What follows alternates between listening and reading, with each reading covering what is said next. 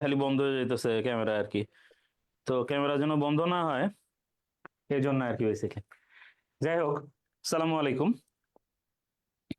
সুপ্রিয় শিক্ষার্থী, আশা করি সবাই ভালো আছো, সুস্থ আছো এবং সুস্থতার সাথে তোমরা তোমাদের পড়াশোনা সামনে যে আহ, আহ, যে তোমাদের আহ, আহ, আহ, মানে ঢাকা বিশ্ববিদ্যালয়ে ভর্তি পরীক্ষা, এই সব বিষয়কে সামনে রেখে তোমাদের প্রস্তুতি তোমরা ঠিকঠাক চালাচ্ছ, মাথা টাথা সব ঠিকঠাক আছে, ঠান্ডা আছে, এগুলো ধরে নিয়ে আমরা আমাদের আজকের ক্লাস শুরু করছি।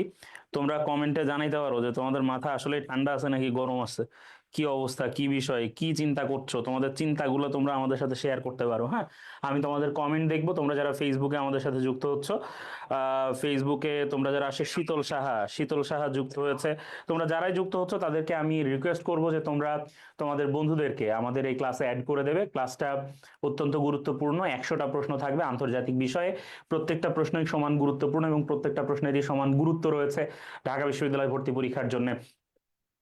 কাজেই আমি আশা করব যে তোমরা সবাইকে বলবে যেন ক্লাসটা তারা করে, তোমরা প্রশ্নগুলোর উত্তর দেওয়ার চেষ্টা করবে। এর মধ্য দিয়ে তোমাদের চিন্তা, তোমাদের দক্ষতা, তোমাদের পড়াশোনা আরো বেশি শানিত হবে, আরো বেশি তোমরা বুঝতে পারবা যে আসলে তোমাদের পড়াশোনা কতদূর আগালো বা কি অবস্থা। যাই হোক, আহ, তো তোমরা আর কি এভাবে আসো, জয়েন টয়েন করো, কথাবার্তা বলো, ঠিক আছে? আর আমরা আমাদের প্রশ্ন সমাধান ক্লাসের দিকে চলে যাই, প্রশ্ন সমাধানের দিকে চলে যাই। প্রত্যেকটা প্রশ্নেই তোমরা উত্তর দিবা, আমি তোমাদের কখনো কখনো উত্তর দেখবো, কখনো কখনো দেখবো না। তোমাদের যদি এক্সট্রা কোনো জিজ্ঞাসা থাকে সেগুলো তোমরা করবা, আমরা সেগুলোরও সাধ্যমতো উত্তর দেওয়ার চেষ্টা করব। সময়ের সাথে সামঞ্জস্য রেখে যতটুকু উত্তর দেওয়া যায় আমরা এই বিষয়গুলো চেষ্টা করব। বিগত 2 দিন ধরে আসলে একটু ঝামেলা হয়েছে আমার লাইভে ক্যামেরার কারণে, বাট আশা করি আজকে কোনো ঝামেলা হবে না। আজকে আমরা পূর্ণাঙ্গ প্রস্তুতি নিয়ে একদম ভালো মতো উঠে পড়ে লাগছি আর কি, ঠিক আছে? আশা করা যায় আজকে আর কোনো ঝামেলা হবে না। ওকে, এই যে দেখো, এক বলদ বলছে সে ঢাবিতে কোপাইতে পারবে কিনা, ঠিক আছে? এটা তো আল্লাহ জানে রে ভাই, এটা কি আমি বলতে পারবো বলো? ঠিক আছে, যে তোমার কি অবস্থা এটা তো আমার বলতে পারার কথা না। যাই হোক, সাধারণ জ্ঞান পেপার ফাইনাল সমাধানের আন্তর্জাতিক অংশে তোমাদের সবাইকে স্বাগত জানাচ্ছি। আমাদের প্রথম যে প্রশ্নটা ছিল সেই প্রশ্নটা হচ্ছে যে আমাদের এই যে চেকবুক ডিপ্লোমেসি, হ্যাঁ, খুবই গুরুত্বপূর্ণ একটা কথা, খুবই খুবই গুরুত্বপূর্ণ এবং খুবই মোস্ট টকড একটা টপিক আর কি, এই চেকবুক ডিপ্লোমেসি। হ্যাঁ, বা ডেট ট্র্যাপ পলিসি। দেখো, দুটো কথা এখানে বলা হয়েছে, একটা হচ্ছে চেকবুক ডিপ্লোমেসি মানে চেকবুক কূটনীতি, আর একটা হচ্ছে debt trap policy. Debt trap policy মানে কি? ডেট ট্র্যাপ পলিসি মানে হচ্ছে ঋণের ফাঁদ কূটনীতি। তার মানে এটাতে যদি আমি বাংলায় বলি তাহলে আমরা এভাবে বলতে পারি যে এটা হচ্ছে ঋণের ঋণের ফাঁদ। হ্যাঁ, ঋণের ফাঁদ কূটনীতি। ডেট ট্র্যাপ পলিসিটা আমরা বাংলায় বললে ঋণের ফাঁদ কূটনীতি বলতে পারি। আর যদি চেকবুক ডিপ্লোমেসিটা, তো চেকবুকের বাংলা কি আসলে? তাই ভাই, চেকবুকের বাংলা কি? আচ্ছা, কেন একটা কিছু হবে আর কি, ঠিক আছে? তো এই চেকবুক তো মানে ব্যাংকে যায় টাকা টুকা তোলার বই আর কি, ঠিক আছে? এটা হচ্ছে চেকবুক। তো এখন এই চেকবুক ডিপ্লোমেসি মানে কি? চীন করে কি জানো? চীন হচ্ছে তোমারে প্রচুর পরিমাণে টাকা পয়সা দিবে, দিয়া তোমারে ঋণের ফাঁদে ফেলবে, হ্যাঁ, বা চেক ধরায় দিবে, ঠিক আছে? ধরায় দিয়া বলবে যে যাও, তুমি এগুলা নিয়ে তুমি প্রচুর প্রকল্প বাস্তবায়ন করো। তুমি প্রকল্প বাস্তবায়ন করবা, করার পরে এক পর্যায়ে যে তুমি চীনের আর ওই টাকা ফেরত দেওয়ার মতো সামর্থ্য তোমার থাকবে না। তখন চীন তোমারে বলবে যে এখন তুমি এক কাম করো, তুমি তাড়াতাড়ি কইরা তোমার যে জমি জমা আছে এগুলো আমার নামে লিখা দাও, বা এই জায়গায় যারা দাও, ওই জায়গায় যারা দাও। এই যে আমরা দেখেছি কিছুদিন আগে, এই যে আমাদের এই যে মানে আমাদের পলাতক স্বৈরাচারী প্রধানমন্ত্রী শেখ হাসিনা, ঠিক আছে? এই ভদ্রমহিলা, হ্যাঁ, মানে এই যে পালাইছে, ঠিক আছে? এখন দেখা গেছে কি, দেখা গেছে ঝামেলা যে করছে ওর আগে, কোনো ঝামেলা। আচ্ছা, এখানে মনে হয় কেউ একটু আলাপ করতেছে, এটা একটু অফ করে দেন। হ্যাঁ, তো পালানোর আগে সে কি করছে, সে প্রচুর পরিমাণে তোমার হচ্ছে যে ঋণ নিছে, হ্যাঁ, বিদেশ থেকে। আমরা চারিদিকে দেখছি খালি উন্নয়ন আর উন্নয়ন, কিন্তু তল দিয়া দিয়া যে কি যাইতেছে এগুলো আসলে আমরা বুঝতে পারি নাই। আমরা তো দেখতেছি মেট্রো রেল, আমরা তো দেখতেছি এইটা ওইটা, এই জায়গায় রূপপুর পারমাণবিক বিদ্যুৎ কেন্দ্র হইতেছে, ওই জায়গায় তাপ বিদ্যুৎ কেন্দ্র হইতেছে, বাট আমরা জানি নাই যে কিভাবে এই ব্যাপারগুলো ধ্বংস হইছে সব, হ্যাঁ, ভেতরে ভেতরে।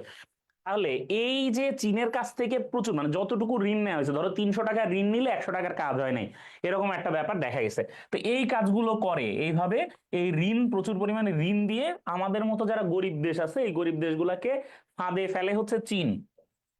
এই জন্য চীনের এই পররাষ্ট্রনীতিকে বলা হয় চেকবুক ডিপ্লোমেসি বা ডেট ট্র্যাপ পলিসি। তোমাদেরকে এই প্রসঙ্গে আরেকটা কথা বলে দিই, রিসেন্টলি মেগাফোন কূটনীতি কথাটা খুব উল্লেখ হয়েছিল যখন ডক্টর মোহাম্মদ ইউনুস আর হচ্ছে তোমার এই ভারতের মধ্যে একটা হট টক হইলো, মানে একটা দুই পক্ষের মধ্যে একটা গ্যাঞ্জাম গ্যাঞ্জাম কথাবার্তা, তাই না, আমরা দেখলাম। সেটা হচ্ছে যে ভারত বাংলাদেশে যে দেখো ইদানিং সীমান্তে গ্যাঞ্জাম করতেছে, ভারত বাংলাদেশে বললো যে আমরা যে কোনো সময় তোমার সাথে গ্যাঞ্জাম বাধাই দিব, এই করবো সেই করবো, হাসিনা পলায় গেল ভারতে, যে সেইখানে এসে থাকলো, এগুলো নিয়ে একটা ঝামেলা তৈরি হচ্ছিল না? এই যে ঝামেলা তৈরি হচ্ছে, এই সময় আমরা দেখলাম যে এখানে একটা মেগাফোন কূটনীতির ঘটনা ঘটলো। মেগাফোন হচ্ছে এই যে তোমরা দেখছো না হ্যান্ড মাইক, দেখছো না, এই হ্যান্ড মাইক হচ্ছে কাইন্ড অফ মেগাফোন। তার মানে তুমি যেটা আস্তে কথা বলবা আর অন্য দিক দিয়ে কি হবে, অন্য দিক দিয়ে হইতেছে তোমার এই জোরে কথা বাইর হবে, ঠিক আছে? তাইলে তোমার কথাকে বড় করে, হ্যাঁ, এটা এটা যাবে, এটা হচ্ছে মেগাফোন। এখন এই ডক্টর মোহাম্মদ ইউনুস নর্মালি কূটনীতিতে মেগাফোন স্টাইলটা চলে না। কূটনৈতিক সম্পর্ক যেটা, সেটা আসলে কেমনে হয় মানুষের সাথে মানুষের, তাই না? কেমনে হয় একটা দেশের সাথে আরেকটা দেশের কূটনৈতিক সম্পর্ক কেমনে হয়? সেখানে কেউ কারোর সাথে গ্যাঞ্জাম করে না, যায় দুই পক্ষ বসে, দেখবা এই যে ছবি দেয়, দেখবা যে এক দেশের কূটনীতিবিদ এমনি বসে আছে, আরেক দেশের কূটনীতিবিদ বসে আছে, দুই পাশে দুই দেশের পতাকা, দুইজন খুব হাসি হাসি মুখে আলাপ করতেছে, বুঝুক না বুঝুক আলাপ তারা করে, এইভাবে তারা ছবি তোলে। তাইলে কূটনৈতিক সম্পর্কগুলো খুব মধুরেন সমাপয়িত স্টাইলে হয়, ঠিক আছে? মানে দুজনের মধ্যে সম্পর্কটা খুব ভালো থাকে, সুন্দর থাকে। তাইলে ওইটা হচ্ছে এক ধরনের কূটনীতি। কিন্তু মেগাফোন কূটনীতিটা কি? মেগাফোন কূটনীতি হচ্ছে যেখানে এই কূটনৈতিক সম্পর্কের ধার কেউ ধারতেছে না। তার মানে কি, আমার যা কর আমি কইতেছি, জাস্ট লাইক 203 যখন গ্যাঞ্জাম করে, ওই উঠানের তো 103 চিল্লাই, এই উঠানের তো 103 চিল্লাই, ঠিক আছে? তাদের কথাবার্তা সমস্ত পারা যায় না ফেলে, ঘরের কথা পরেও জেনে ফেলতেছে। ডক্টর মোহাম্মদ ইউনুস কি করছেন, যখন ভারত মানে বাংলাদেশকে থ্রেট করেছে, ডক্টর মোহাম্মদ ইউনুস সরাসরি জবাব দিয়েছেন যে যদি বাংলাদেশ অশান্ত হয় তাহলে সেভেন সিস্টার্সও শান্ত থাকবে না, তাই না? আমরা এরকম জানতে পেরেছি। আবার ডক্টর মোহাম্মদ ইউনুসের কাছে যখন আরেক সাংবাদিক ভারতের এক গণমাধ্যম প্রশ্ন করেছে, তখন ডক্টর মোহাম্মদ ইউনুস বলেছেন যে আমাদের যিনি আপনাদের দেশে পালায়ে গেছেন তারে আগে ফেরত পাঠান, তারপরে দেখা যাবে।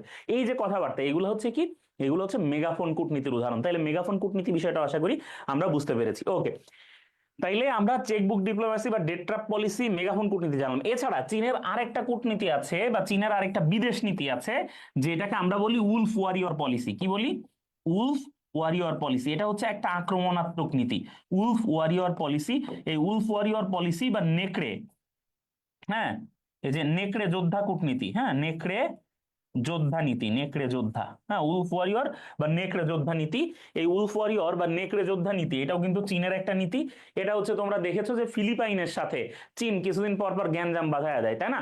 এই যে আমাদের যে যে দক্ষিণ চীন সাগরকে নিয়ে, হ্যাঁ, ভিয়েতনামের সাথে চীনের সাথে, মানে ফিলিপাইনের সাথে মালয়েশিয়ার সাথে ব্রুনাইয়ের সাথে কিন্তু চীনের একটা ঝামেলা আছে। এই ঝামেলাকে আমরা অস্বীকার করতে পারি না। তো এই উলফ ওয়ারিয়র বা নেকড়ে যোদ্ধা বা আক্রমণাত্মক বিদেশ নীতি, এটাও চীনের আরেকটা নীতি।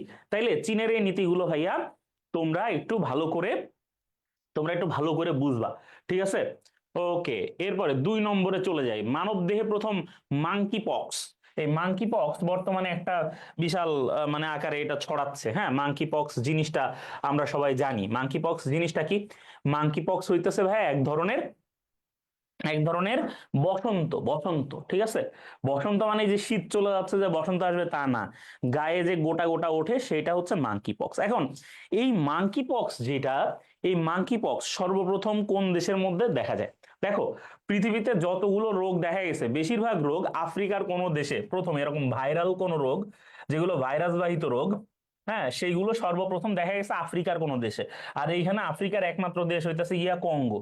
তাইলে সর্বপ্রথম মাংকি পক্স মানব দেহে শনাক্ত করা হয়েছে কোন জায়গায়? কঙ্গোতে সর্বপ্রথম শনাক্ত করা হয়েছে। Very good.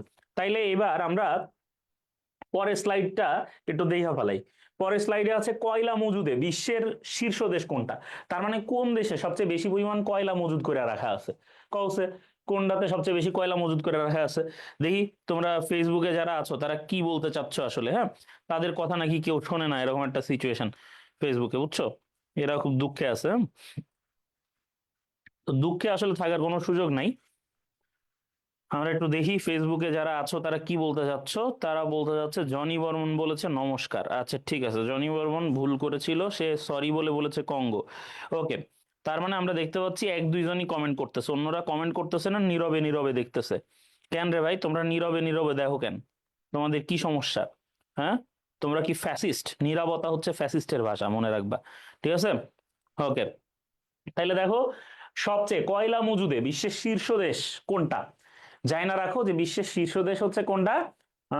টেরাম্পের দেশ একজন বলছে যুক্তরাষ্ট্র হচ্ছে কয়লা মজুদে বিশ্বের শীর্ষ দেশ, তাইলে কয়লা মজুদে বিশ্বের শীর্ষ দেশ হচ্ছে যুক্তরাষ্ট্র। এরপর আমরা দেখি রেভুলেশন অফ ডিগনিটি কোন দেশে হয়? রেভুলেশন অফ ডিগনিটি বা এটার অপর নাম হচ্ছে ইউরোমেইডান। কি এটার অপর নাম হচ্ছে? ইউরো মেইডান। তো এই যে ইউরোমেইদান বা হচ্ছে রেভুলেশন অফ ডিগনিটি, ঠিক আছে, এটা কোন দেশে হয়েছিল? আমরা জানি রেভুলেশন অফ ডিগনিটি বা ইউরোমেইদান এই ঘটনাটা ঘটছিল ইউক্রেনে। কোন জায়গায় ঘটছে এটা? ইউক্রেনে ঘটছে। তাহলে রেভুলেশন অফ ডিগনিটি বা ইউরোমেইদান এই ঘটনাটা ঘটছে কোন জায়গায়? ইউক্রেনে ঘটছে। শোনো তোমাদেরকে একটা জিনিস বলি, সেটা হচ্ছে ইউক্রেনে যখন রাশিয়া আক্রমণ করলো তখন আমরা অল্প দিনের মধ্যে কি মনে করলাম? মনে করলাম রাশিয়া ইউক্রেনের ভাঙ্গা চুরে একেবারে শেষ করে ফেলাবে মুহূর্তের মধ্যে। দেখো কতদিন ধরে এই যুদ্ধ চলতেছে।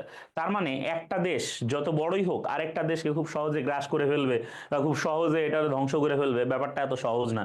যদি অন্য দেশের মধ্যে থেকে রেজিস্ট্যান্স পাওয়ার আগায় তাইলে মোটেও ব্যাপারটা সহজ না। এবং ইউক্রেনের যে টেরিন বা যে ওখানকার যে ভৌগোলিক বৈশিষ্ট্য বা বৈচিত্র্য সেইটাতে এই ব্যাপারটা আরো কঠিন। ঠিক আছে। তো ইউক্রেন এবং রাশিয়ার মধ্যে আমরা দেখছি যুদ্ধ চলছে। রাশিয়া তার নিয়মিত সৈন্যদের পাশাপাশি ইউক্রেনে দেখেছি আমরা বিভিন্ন গ্রুপ যেমন ওয়াগনার গ্রুপ তাদেরকে নিয়েও সেখানে যুদ্ধ করতে লাগাইছে, তাই না? এই ব্যাপারগুলো আমরা দেখেছি। তোমরা তো সব পড়াশোনা করেছো। তোমরা অনেকে বলছো আন্তর্জাতিক সাধারণ জ্ঞানে নাকি তোমাদের সমস্যা আছে, কিছু মনে থাকে না। আমি জানি না কেন তোমাদের মনে থাকে না, অবশ্যই মনে থাকা উচিত। দেখো এই রেভলিউশন অফ ডিগনিটি বা ইউরোমেইদান যে বিপ্লবটা, হ্যাঁ, এই বিপ্লবটা হয়েছে ইউক্রেনে। ইউক্রেনে এই বিপ্লব হয়েছে কারণ ইউক্রেনে দীর্ঘদিন ধরে যে শাসকরা ছিল সেই শাসকরা কি করছে? সে শাসকরা হচ্ছে তোমার এই রাশিয়ার গোলামি করে আসতেছিল, ঠিক আছে। তো এই ইউক্রেনের লোকজনের এটা পছন্দ হয় নাই, তখন তারা করছে কি, তারা ওইখানের যেসব দুর্নীতিবাজ শাসকরা আছে তাদেরকে ধরে একদিন কি করছে, এই এই ময়লার ঝুড়ির মধ্যে ফালায় দিছে। চিন্তা করতে পারো, একজন শাসককে ধরে বা একজন এমপি কে ধরে তুমি কি করতেছো? ময়লার ঝুড়ির মধ্যে ফেলে দিচ্ছ, ঠিক আছে। আমাদের দেশে যে এত বড় একটা বিপ্লব হইলো কিন্তু কোন এমপি কে নিয়ে জনগণ ময়লার ঝুড়িতে ফালাইতে পারলো না। আফসোস, এটা হওয়া উচিত ছিল, ঠিক আছে। এবং আমি মনে করি যে যারা এরকম দুর্নীতি করবে বা যারা এইসব ঝামেলা করবে তাদেরকে ধরে নিয়ে আসলে জনগণ যদি কথা না বলে তাহলে কখনো, ঠিক আছে, জনগণ যদি কথা না বলে তাহলে কখনো মুক্তি আসবে না। এটা হচ্ছে কথা। আমরা দেখিয়ে দিয়েছি, তাই না? আমরা দেখিয়ে দিয়েছি যে আমরা পারি, কিন্তু আমরা আসলে খুব বেশি ভালো পারতেছিলাম, পারি না আর কি। এ হচ্ছে কথা, আমরা ধরা খেয়ে যাইতেছি, ঠিক আছে, ভদ্রতার কাছে এত ভদ্র হওয়া যাবে না। জাতিসংঘের সাধারণ পরিষদের ৭৯তম অধিবেশনের সভাপতি কে ছিলেন? জাতিসংঘের সাধারণ পরিষদের ৭৯তম, দেখো এই এই জাতিসংঘ সাধারণ পরিষদের যে অধিবেশন গুলো আছে এই অধিবেশন বসে হচ্ছে প্রত্যেক বছর সেপ্টেম্বর মাসে। কখন বসে?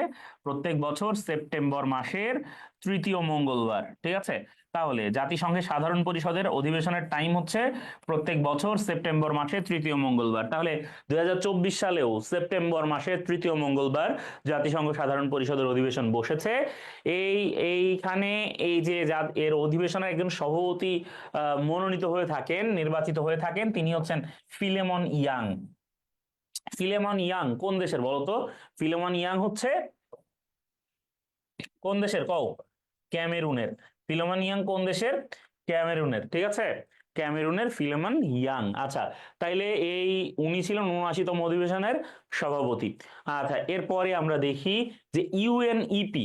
ইউএনইপি কি? ইউনাইটেড নেশন এনভায়রনমেন্ট প্রোগ্রাম, ঠিক আছে। ইউনাইটেড নেশন এনভায়রনমেন্ট প্রোগ্রাম, তাহলে এটা হচ্ছে জাতিসংঘের পরিবেশ বিষয়ক সংস্থা। মনে রাখবা কিছু প্রশ্ন আসে যে জাতিসংঘের পরিবেশ বিষয়ক সংস্থা কোনটা, জাতিসংঘের নারী বিষয়ক সংস্থা কোনটা কওছে? জাতিসংঘের নারী বিষয়ক সংস্থা হচ্ছে দেখো ইউএন ওমেন। হ্যাঁ, ইউএন ওমেন হচ্ছে জাতিসংঘের নারী বিষয়ক সংস্থা। তারপর এটা হচ্ছে কি? এটা হচ্ছে জাতিসংঘের নারী বিষয়ক সংস্থা, তাহলে এখানে লিখলাম নারী। হ্যাঁ, এরপরে ধরো জাতিসংঘের এই যে তোমার এই যে ধরো যে আছে না এই জাতিসংঘের নারী বিষয়ক তহবিল। তহবিল হচ্ছে কি? ইউনিফেম। এটা হচ্ছে জাতিসংঘের নারী বিষয়ক তহবিল। হুম, ঠিক আছে। জাতিসংঘের এই যে এটা হচ্ছে ইউএনডিপি হচ্ছে পরিবেশ, এটা হচ্ছে জাতিসংঘের নারী বিষয়ক তহবিল, এটা হচ্ছে নারী বিষয়ক সংস্থা।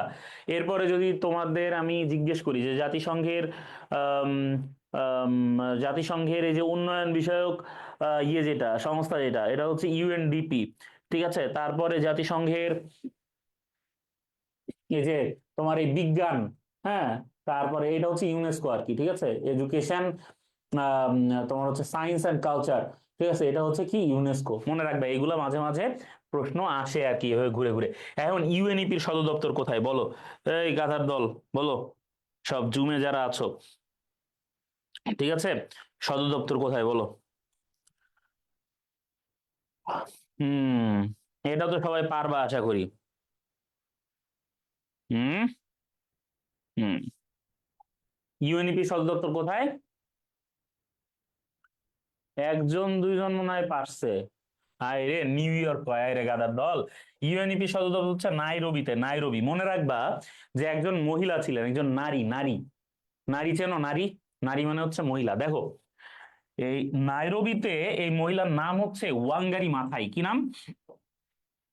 নাম হচ্ছে ওয়াঙ্গারি মাথাই। এই ওয়াঙ্গারি মাথাই হচ্ছেন কেনিয়ার একজন মহিলা, ঠিক আছে, ওয়াঙ্গারি মাথাই।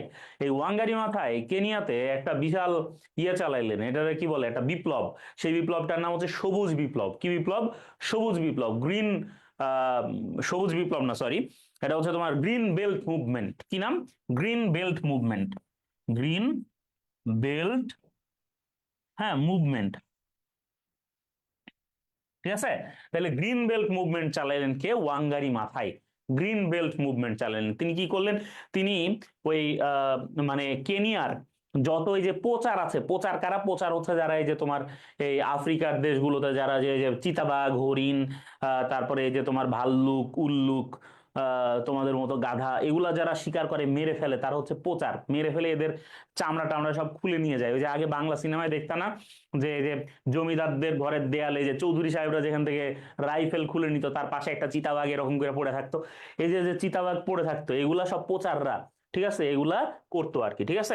তো ওয়াঙ্গারি মাথায় কি করলেন? এগুলার বিরুদ্ধে কথা বললেন। তারপরে তিনি সামাজিক বনায়ন প্রকল্প তৈরি করলেন। এই যে ওয়াঙ্গারি মাথায়ের যে সামাজিক বনায়ন প্রকল্প, ওয়াঙ্গারি মাথায়ের এই সামাজিক বনায়ন প্রকল্পই হচ্ছে গ্রিন বেল্ট মুভমেন্ট। তিনি চাইলেন যে পুরো কেনিয়াকে তিনি কি করবেন? গ্রিন বেল্ট দিয়ে, তার মানে সবুজ একটা বেল্ট দিয়ে তিনি আবৃত করে ফেলবেন, ঠিক আছে। এইটা ছিল তার মূল চেষ্টা। তাইলে দেখো ইউএনইপির সদর দপ্তর হচ্ছে এই ওয়াঙ্গারি মাথায়ের স্মরণে কেনিয়ার নাইরোবিতে এদের সদর দপ্তর করা হইলো। ঠিক আছে ভাইয়ারা? ওকে, আহ ঠিক আছে, বুঝতে পারছি। তোমরা আমার লগে ইয়ারকি মারার চেষ্টা করতেছো, ঠিক আছে। ইয়ারকি মারার চেষ্টা করলে তোমাদের কিন্তু এই যে থাকবে কিন্তু, বুঝছো, যে যে কমেন্ট তুমি করছো জুমে, তোমার এই কমেন্ট কিন্তু থাকবে, এরপরে কিন্তু বুঝবা, ঠিক আছে, তোমরা কিন্তু বাঁচতে পারবা না। হুম, বুঝছো, আজকে একটা ঘটনা ঘটছে। আজকে হচ্ছে আমি মাত্র গোসল করে বাইর হইছি, হ্যাঁ, বাইর হইলে আমার মেয়ে, বুঝছো, আমাকে বাথরুমে যে দরজা নক করতেছে, ঠিক আছে, বাথরুমে যে দরজা নক করতেছে যে বাবা বের হও, বাবা বের হও। তো অনেকবার নক করার পরও যখন আমি গোসল করছি, আমি বলছি বাবা বের হচ্ছি, গোসল করছি। তো একটু পরে সে হচ্ছে খুব খেপে গেছে, হ্যাঁ, খেপে যে বলছে এই হালা বাবা বের হও, ঠিক আছে, মানে সে আমাকে বলছে এই হালা বাবা বের হও, হ্যাঁ। আল্লাহ জানে সে কোত্থেকে শুনছে কথাটা। মানে তার, সে তো জাস্ট মানে এখন একদমই কম বয়স, হ্যাঁ, মানে পিচ্চি, হ্যাঁ। তো সে সম্ভবত তার আম্মার সাথে অফিসে গেছিল, দেন অফিসের নিচে গ্যাঞ্জাম হচ্ছে, হ্যাঁ, সে সেখানে শুনছে দুই রিক্সাওয়ালার মধ্যে ঝামেলা হয়েছে, ঠিক আছে। তো সে সেখানে ইয়ে করছে। এখন সে এটা বলাতে খুব, মানে এটা খুবই ইয়ে। তো আমি বাইরে হয়ে ভাবলাম যে ব্যাপার না, মানুষ তো মাদ্রিদেরও কয় যে হালা মাদ্রিদ, তোমরা কও না, বুঝছো। তো বিষয়টা ধরো ওইভাবে একটা ব্যাপারটা একটা সাইজ আনার চেষ্টা করলাম আর কি, বুঝছো। কারণ ছেলেপেলেরে যদি আবার বলা হয় যে না এটা বলা যাবে না, তাইলে আবার বেশি করে বলে। দেখা গেল যে তারে নিয়ে আমি ঘুরতেছি কোনো দিকে, সে আমারে পার্মানেন্টলি এই নামে ডাকা শুরু করলো, বিপদ হয়ে যাবে তখন, বুঝছো। এই জন্য আমরা মানে ধরো যে এগুলা বাদ দিছি আর কি। যাই হোক, এগুলা খুবই টেনশনের ব্যাপার, ছেলেবেলা আসলে কি এক ঝামেলা, বুঝছো। বাপ হও বুঝবা মিয়া, এখন তো মজা লইতেছো, বাপ হও বুঝবা। দেখো এশিয়া থেকে ইউরোপকে পৃথক করছে কোন প্রণালী? দুইটা প্রণালী। এই ফাইজলামি করবা না কিন্তু, একেবারে মাইর খাবা, ঠিক আছে সব। দেখো এশিয়া থেকে কি করেছে? ইউরোপকে পৃথক করেছে কোন প্রণালী? তাইলে কি জিনিস? এশিয়ায় আমরা থাকি, ইউরোপে কারা থাকে? যারা সাদা চামড়ার লোকজন তারা থাকে। তাইলে এশিয়া থেকে ইউরোপকে কোন প্রণালী পৃথক করেছে এটা জানতে চাইছি। এশিয়া আর ইউরোপের মধ্যে পৃথক হওয়ার জায়গা কোনটা কোনটা কৌসে? ধরো ধরো যে তুরস্ক, আমরা দেখেছি তুরস্ক হচ্ছে কি একটা ইউরেশিয়ান কান্ট্রি, তাই না? তুরস্ক হচ্ছে একটা ইউরেশিয়ান কান্ট্রি। ইউরেশিয়ান মানে কি? মানে ইউরোপেও আছে, এশিয়াতেও আছে। তাহলে তুরস্ক হচ্ছে একটা ইউরেশিয়ান কান্ট্রি। তাহলে তুরস্কের এখানে এই তোমার নিশ্চয় একটা এই পৃথক পৃথক করার মতো ঘটনা ঘটছে, এটা আমরা বুঝতে পারি। তাহলে তুরস্কে কোন প্রণালী আছে? এখানে আমরা জানি বসফরাস প্রণালী আছে। তাহলে বসফরাস প্রণালী, যেটা এই বসফরাস প্রণালী, এর উপর দিয়ে বসফরাস যোজক আছে, সেটা আবার এশিয়া এবং ইউরোপকে যুক্ত করেছে। আর এশিয়া ইউরোপকে পৃথক করেছে হচ্ছে বসফরাস প্রণালী, মনে রাখবা। ঠিক আছে? তাইলে এই ঘটনা এরা ঘটাইছে। আবার দেখো এই বেরিং প্রণালী, বেরিং প্রণালী কি করছে? এটা হচ্ছে আমেরিকা মহাদেশকে, ঠিক আছে, এশিয়া মহাদেশকে পৃথক করেছে। তাহলে এটা কি এশিয়া মাইনাস আমেরিকা, ঠিক আছে? এটা করছে বেরিং প্রণালী। আর তাতার প্রণালী তো তোমরা জানো, পৃথিবীর সবচেয়ে বৃহত্তম প্রণালী হচ্ছে তাতার প্রণালী। এগুলো একটু মনে রাখবা, বুঝছো? পৃথিবীর বৃহত্তম প্রণালী কোনটা? তাতার প্রণালী, বুঝছো? ওকে। হুম। তাহলে ফেসবুকের লোকজন কি বলতে চায়? হুম।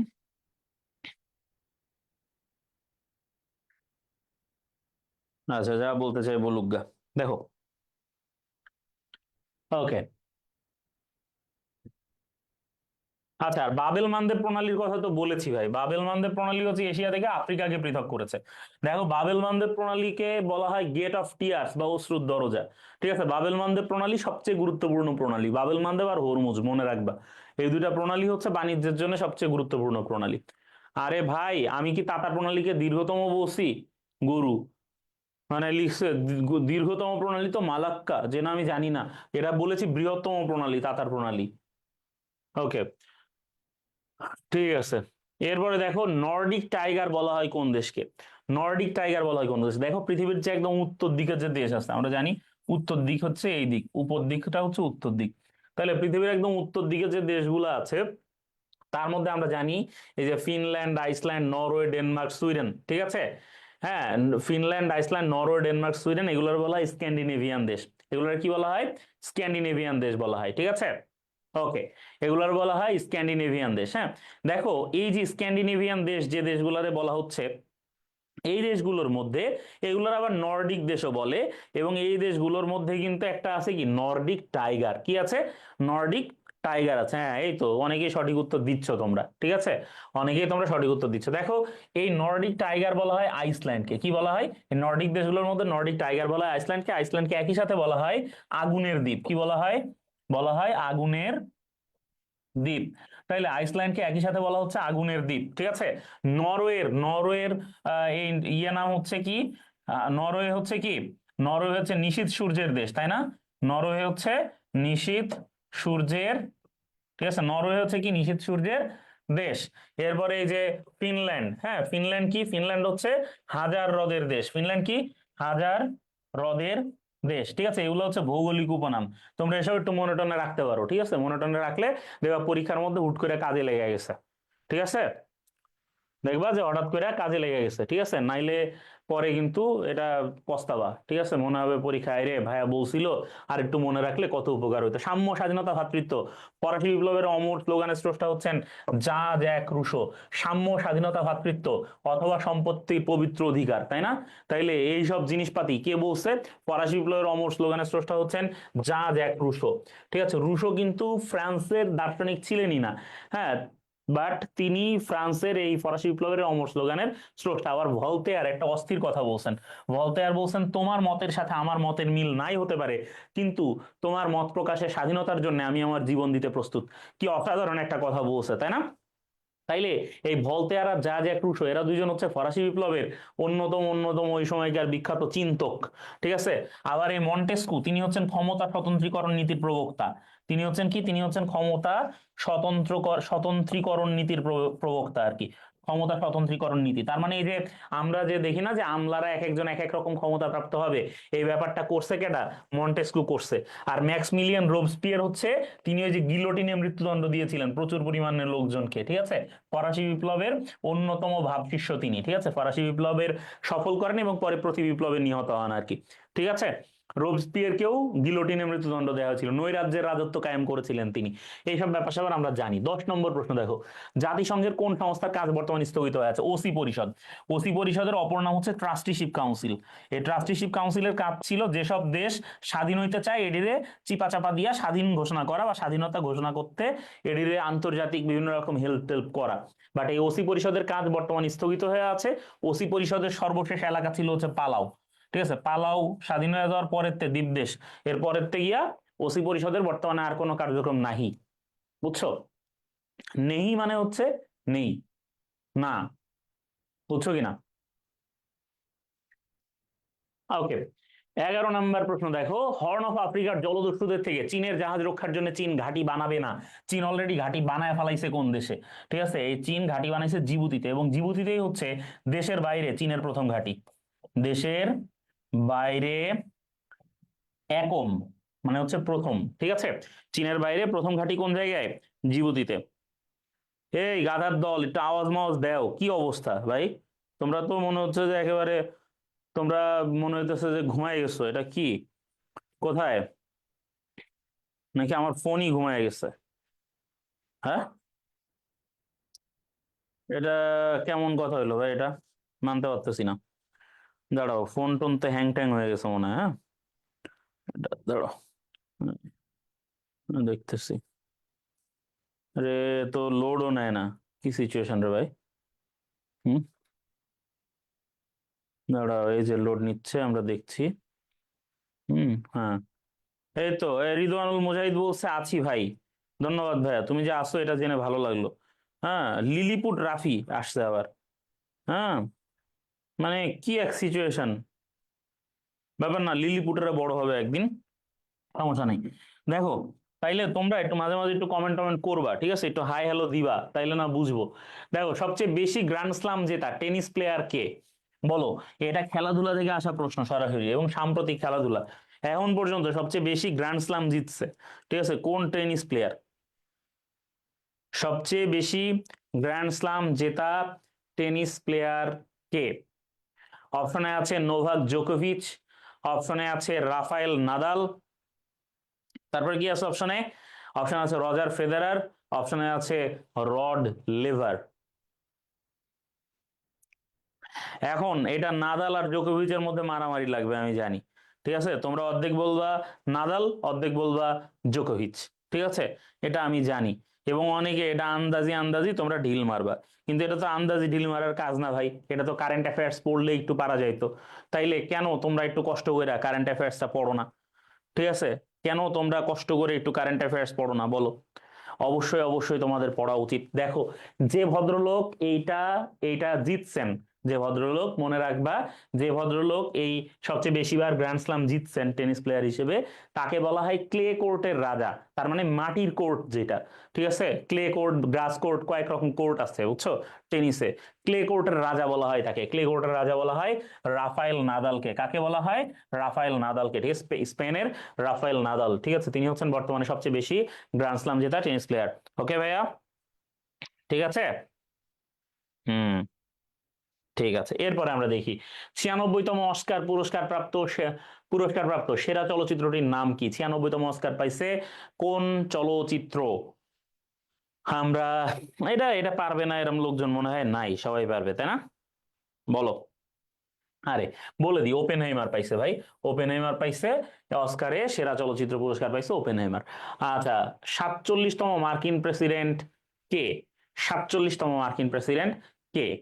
আচ্ছা, এটা তো ভাই কয়েকদিন পরে শপথ নেওয়ার টাইম চলে আসছে তাই না? হ্যাঁ, ডোনাল্ড ট্রাম্প হচ্ছেন 47তম মার্কিন প্রেসিডেন্ট। এই তমটা মনে রাখবে, অনেক সময় এটা প্রশ্নে আসে। ন্যাটোর সর্বশেষ সদস্য, 32তম সদস্য কোন দেশ? ন্যাটোর এই যে 32তম সদস্য দেশ কোনটা? ন্যাটোর 32তম সদস্য দেশ কোনটা? একজন ফিনল্যান্ড বলছে, থাবড়ায়া দাঁত ফালায় দিব, বুঝছো?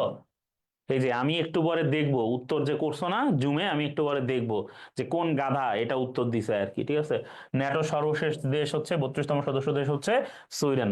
এরপরে আমরা দেখবো 0 থেকে 9 পর্যন্ত কি গুলোকে বলে, কি কি নিউমেরিক কি বলে, কি বলে নিউমেরিক কি বলে, 0 থেকে 9 পর্যন্ত কি গুলোকে বলে নিউমেরিক কি, আর এবিসিডি যতগুলো আছে এগুলো বলে অ্যালফাবেটিক কি। ঠিক আছে, ওকে, আর F1 থেকে F12 পর্যন্ত এগুলারে বলে ফাংশন কি, ঠিক আছে। ওকে, একই সাথে ইনপুট এবং আউটপুট ডিভাইস কোনটা? এই ইনপুট এবং আউটপুট ডিভাইস একই সাথে কোনটা বলো?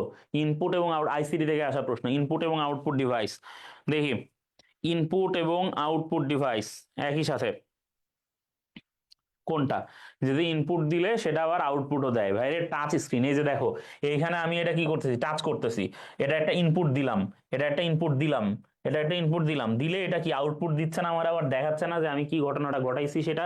তাহলে টাচ স্ক্রিন হচ্ছে কি একটা একই সাথে ইনপুট এবং আউটপুট ডিভাইস, টাচ স্ক্রিন, ঠিক আছে। যেটা ইনপুট দিলে সাথে সাথে তুমি সেটার আউটপুটটা নিজের চোখের সামনে দেখতে পাবা, খুবই স্যাটিসফাইং ব্যাপার, ঠিক আছে।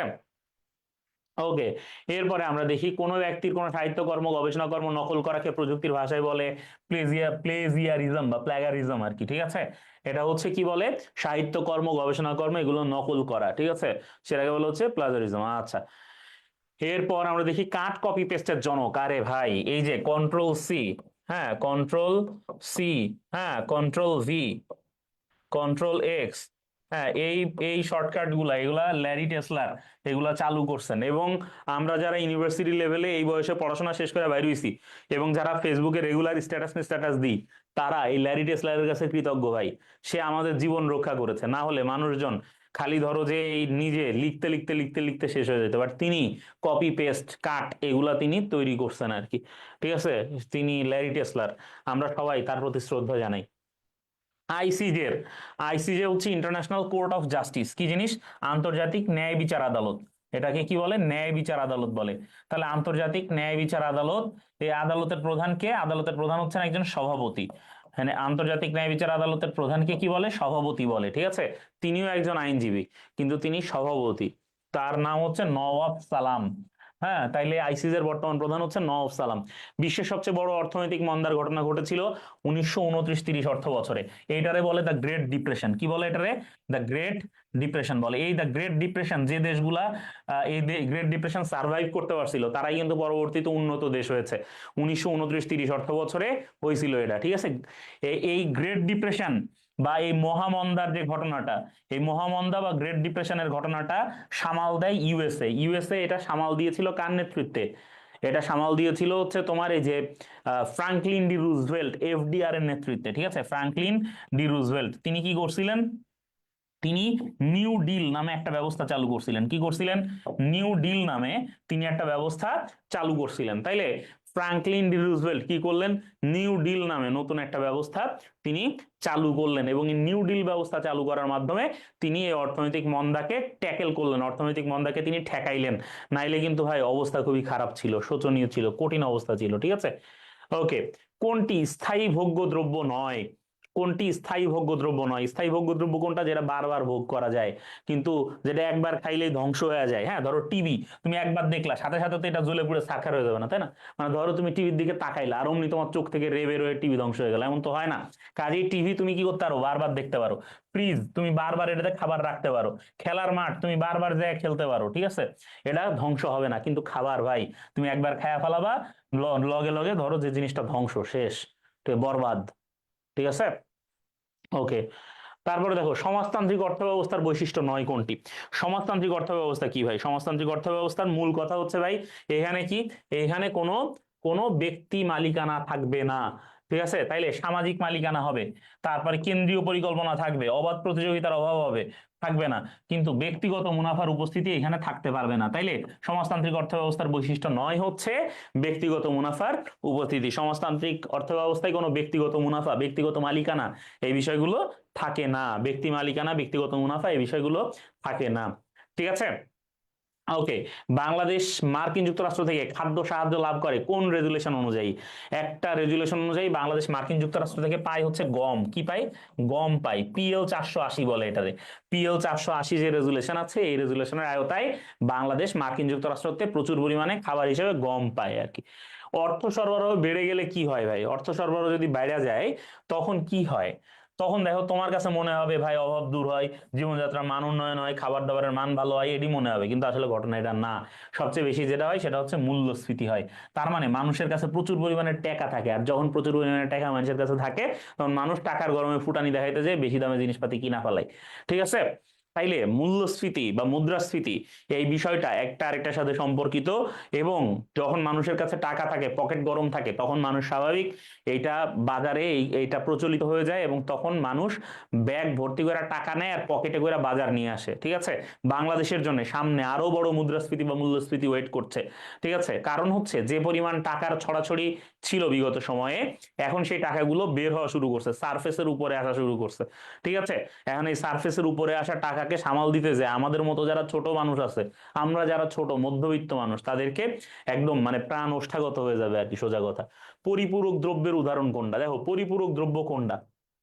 পরিপূরক দ্রব্য কোনটা? সম্পূরক দ্রব্য হচ্ছে যেটা ধরো একটা আরেকটা কি করে, মানে ধরো একটা থাকলে আরেকটা, মানে ধরো যে আটা আর ময়দা, কি যে তোমার কাছে আটা থাকলেও তুমি আটা দিয়া রুটি বানাই খাইতে পারো, ময়দা থাকলেও ধরো ময়দা দিয়া তুমি রুটি বানাই খাইতে পারো।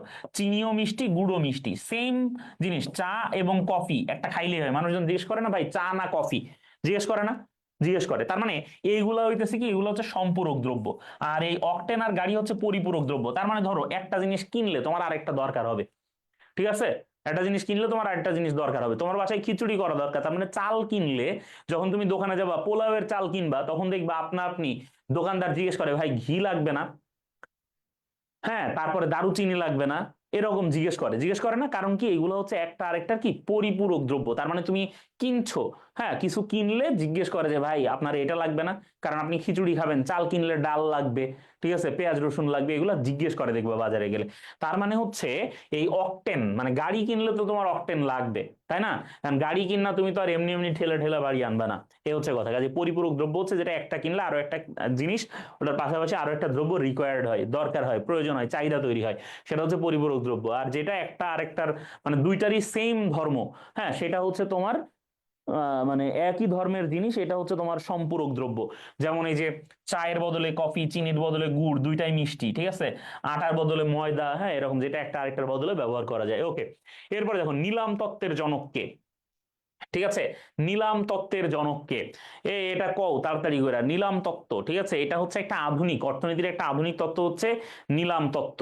অর্থনীতির একটা আধুনিক তত্ত্ব হচ্ছে এই নিলাম তত্ত্ব। এই নিলাম তত্ত্বের জনক, এই নিলাম তত্ত্বের জনক কে এটা জানতে চেয়েছে। তোমরা এটা সবাই পারবা আমি জানি, নিলাম তত্ত্বের জনক তোমরা সবাই পারবা। কেন তোমরা সবাই পারবা নিলাম তত্ত্বের জনক? আচ্ছা,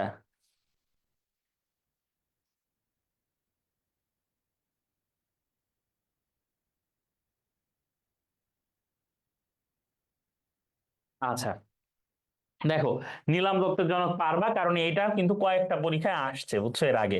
সেই প্রশ্নটা আমি আবার দিয়ে দিছি, উইলিয়াম ভিক্রে হচ্ছে নিলাম তত্ত্বের জনক। ঠিক আছে, ওকে। এরপর, এরপর গরিবের অর্থনীতিবিদ বলা হয় কাকে? ঠিক আছে, গরিবের অর্থনীতিবিদ বলা হয় কাকে? আমরা জানি গরিবের অর্থনীতিবিদ বলা হয় অমর্ত্য সেনকে। কেন অমর্ত্য সেনকে গরিবের অর্থনীতিবিদ বলা হয়? কেন অমর্ত্য সেনকে গরিবের অর্থনীতিবিদ বলা হয়? কারণ দেখো, অমর্ত্য সেন সারা জীবন ক্ষুধা এবং দারিদ্র্যের কার্যকারণ নিয়ে, আমি আবারও বলছি, ক্ষুধা ও দারিদ্র্য, ঠিক আছে, এইটা ছিল তার গবেষণার অন্যতম বিষয়। ক্ষুধা ও দারিদ্র্যের কার্যকারণ নিয়ে তিনি সারা জীবন গবেষণা করেছেন। তাহলে ক্ষুধা ও দারিদ্র্যের কার্যকারণ নিয়ে গবেষণার জন্য বিখ্যাত হচ্ছেন অমর্ত্য সেন। অমর্ত্য সেনকে বলা হয় গরিবের অর্থনীতিবিদ। ঠিক আছে, অমর্ত্য সেনকে বলা হচ্ছে গরিবের অর্থনীতিবিদ। এরপরে দেখো, ইউরোপের কেন্দ্রীয় ব্যাংকের সদর দপ্তর কোনটা? ইউরোপের কেন্দ্রীয় ব্যাংকের সদর দপ্তর কোন জায়গায়? ইউরোপের যে কেন্দ্রীয় ব্যাংক, ঠিক আছে, ইউরোপের যে কেন্দ্রীয় ব্যাংক, এই কেন্দ্রীয় ব্যাংক ইউরোপিয়ান সেন্ট্রাল ব্যাংক বা ইসিবি, এই ইসিবির সদর দপ্তর হচ্ছে ফ্রাঙ্কফুর্টে। ফ্রাঙ্কফুর্ট হচ্ছে জার্মানিতে। কোন জায়গায়? জার্মানিতে হচ্ছে ফ্রাঙ্কফুর্ট। এখন এই যে আমাদের জার্মানি, এই জার্মানির ফ্রাঙ্কফুর্টে কিন্তু পৃথিবীর সবচেয়ে বড় বইমেলা হয়, তোমরা জানো কিনা? পৃথিবীর সবচেয়ে বড় বইমেলা হয় ফ্রাঙ্কফুর্ট। এই যে ফেব্রুয়ারিতে বইমেলা আসতেছে, ঠিক আছে, যার ফ্রাঙ্কফুর্ট একাধারে বইমেলার জন্য বিখ্যাত। ঠিক আছে, তাহলে জার্মানির ফ্রাঙ্কফুর্ট একাধারে কি বইমেলার জন্যও বিখ্যাত। আচ্ছা, এরপরে আমরা দেখি আইএমএফ এর বর্তমান প্রধান, আইএমএফ এর বর্তমান প্রধান অর্থনীতিবিদ কে? এটা জিজ্ঞেস করেছে, এটা জানতে চেয়েছে যে আইএমএফ এর বর্তমান প্রধান অর্থনীতিবিদ কে। আচ্ছা, আইএমএফ এর বর্তমান প্রধান অর্থনীতিবিদ কে এটা জানতে চেয়েছে। দেখো, আইএমএফ হচ্ছে ইন্টারন্যাশনাল মনিটারি ফান্ড, সমস্ত পৃথিবীতে যে অর্থ ব্যবস্থা সেটা নিয়ন্ত্রণকারী দেশই, মানে সেটা নিয়ন্ত্রণকারী সংস্থাই হচ্ছে আইএমএফ। এই আইএমএফ এর বর্তমান প্রধান অর্থনীতিবিদ হচ্ছেন পিয়েরে অলিভার গৌরিনচাস। পিয়েরে অলিভার গৌরিনচাস হচ্ছে আইএমএফ এর বর্তমান প্রধান অর্থনীতিবিদ, বিশ্বব্যাংক গ্রুপের সদস্য নয়। দেখো আমরা যদি বলি ওয়ার্ল্ড ব্যাংক, ওয়ার্ল্ড ব্যাংক কি জিনিস? ওয়ার্ল্ড ব্যাংক হচ্ছে মূলত আইবিআরডি। তাহলে আইবিআরডিটাই হচ্ছে কি? World bank, international bank for reconstruction and development. যদি আমাকে তোমরা প্রশ্ন করো যে স্যার বিশ্বব্যাংক জিনিসটা কি, তাহলে আমি বলবো বিশ্বব্যাংক জিনিসটা হচ্ছে IBRD, international bank for reconstruction and development. কিন্তু কিন্তু ধরো যে এই আইবিআরডি ছাড়া ওয়ার্ল্ড ব্যাংক গ্রুপ যদি তুমি আমাকে বলো ওয়ার্ল্ড ব্যাংক গ্রুপ, তাইলে জানতে হবে তোমাদেরকে যে ওয়ার্ল্ড ব্যাংক গ্রুপ মূলত 5টা প্রতিষ্ঠান। কয়টা প্রতিষ্ঠান? 5টা প্রতিষ্ঠান, 5 টোটাল অর্গানাইজেশন, ঠিক আছে? 5টা প্রতিষ্ঠান। এই 5টা প্রতিষ্ঠানে একটা হচ্ছে আইবিআরডি, এছাড়া আছে আইএমএফ, আছে আইসিএসআইডি, আছে মিগা, আছে আইডি। এখন কথা হচ্ছে যে এই যে এই এই বিশ্বব্যাংক গ্রুপের সদস্য নয় কোনটি? কি ভাই? প্রচুর প্রচুর, নাইস নাইস মুভ। ওকে, তাহলে এই বিশ্বব্যাংক গ্রুপের সদস্য নয় কোনটি এটা দেখো, জানতে চাইছে। ওরে হ্যাঁ, এই যে পেরেছো, আইএমএফ। আইএমএফ বিশ্বব্যাংক গ্রুপের সদস্য নয়, এটা হচ্ছে একটা স্বতন্ত্র প্রতিষ্ঠান, ঠিক আছে? আইএমএফ একটা আলাদা স্বতন্ত্র প্রতিষ্ঠান। ওকে, এখন দেখো অর্থনীতিতে তুলনামূলক সুবিধা তত্ত্বের জনককে। আমরা জানি যে অর্থনীতিতে তুলনামূলক সুবিধা, অর্থনীতিতে তুলনামূলক সুবিধা, ঠিক আছে? এই তুলনামূলক সুবিধা তত্ত্ব, এই তুলনামূলক সুবিধা তত্ত্বের জনক হচ্ছেন ডেভিড রিকার্ডো। ডেভিড রিকার্ডো হচ্ছেন এই অর্থনীতিতে তুলনামূলক সুবিধা তত্ত্বের জনক, ঠিক আছে? একটা দেশের থেকে বা একটা পক্ষের থেকে আরেকটা পক্ষকে কিছু বেশি সুবিধা দেয়া, ঠিক আছে? কিছু বেশি প্রেফারেন্স দেয়া, এটা হচ্ছে সিস্টেম অফ প্রেফারেন্স, ঠিক আছে? এই বিষয়টা দিয়েছেন কে? ডেভিড রিকার্ডো এটার তত্ত্বের জনক। গ্রিন হাউস ইফেক্টের জন্য কোনটা দায়ী সেটা জানতে চেয়েছে।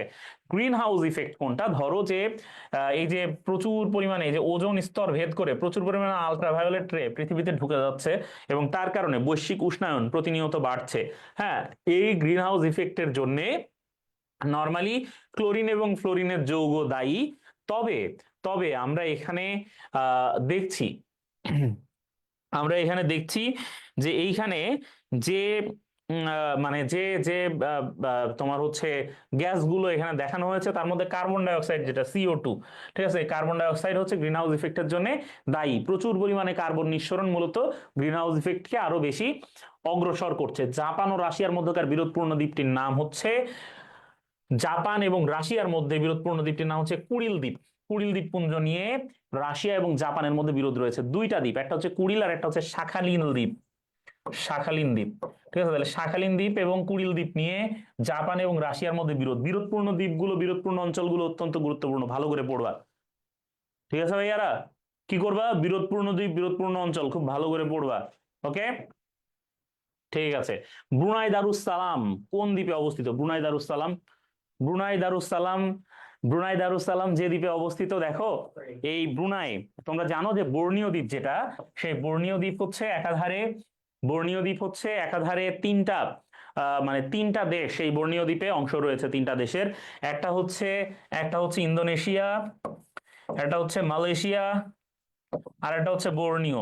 বর্ণীয় দ্বীপ পুরাটাই হচ্ছে এই এই এই মানে সরি ব্রুনাই, আমি ভুল করেছি, হ্যাঁ, ইন্দোনেশিয়া, মালয়েশিয়া, আর হচ্ছে কি ব্রুনাই।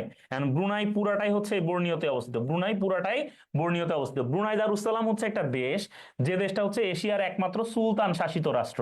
তাহলে যদি প্রশ্ন আসে এশিয়ার একমাত্র সুলতান শাসিত রাষ্ট্র, তাহলে পারবা না? পারবা না? ব্রুনাই হচ্ছে এশিয়ার একমাত্র সুলতান শাসিত রাষ্ট্র, মনে রাখবা ভাইয়ারা, ঠিক আছে? ছোট্ট ভাই এবং বন্ধুগণ, বুঝতে পেরেছো কিনা বিষয়টা? ওকে, বুঝতে পারলে তো খুবই ভালো, ঠিক আছে? তোমাদের কমেন্ট টমেন্ট দেখে মনে হচ্ছে না তোমরা বুঝতেছো কিছু। ওকে, এরপরে দেখি আশিরীয় সভ্যতার দেশ কোনটা? আশিরীয় সভ্যতা, বাজে কয়টা এখন?